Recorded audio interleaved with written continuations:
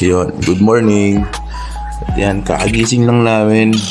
Dalawa ni baby at nakaalis na rin si mami niya dyan kapag ng trabaho.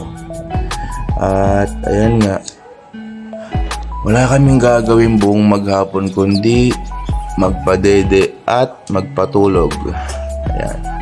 At dito nga pinaliguan ko na siya at binibihisan. At ayun, nakapaglinis na rin at 12 na ng tanghali ito.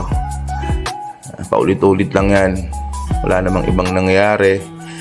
At ito na nga, alas 2 ng tanghali. Yan, nakatulog na siya. Sarap ng tulog, baby ah.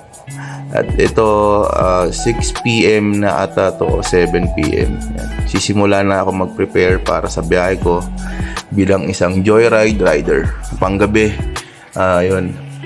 Maalis ako niyan siguro mga 8 o 9, minsan 10 na pag late na ka-uwi si Mrs. Na makikita nyo naman si Botchog, oh. Kala mo talaga, sipag eh, oh. Kung ano-anong ginagawa eh, oh. Uy, slow mo. Eh di wow. Tibay. At ito, medyo late na rin to eh, kasi late na ka-uwi si Mrs. dito, kaya hindi ako masyadong napag-ayos. Nakikita nyo naman yan, ligpit na lang ako para pag uwi ni Mrs. walang masabi.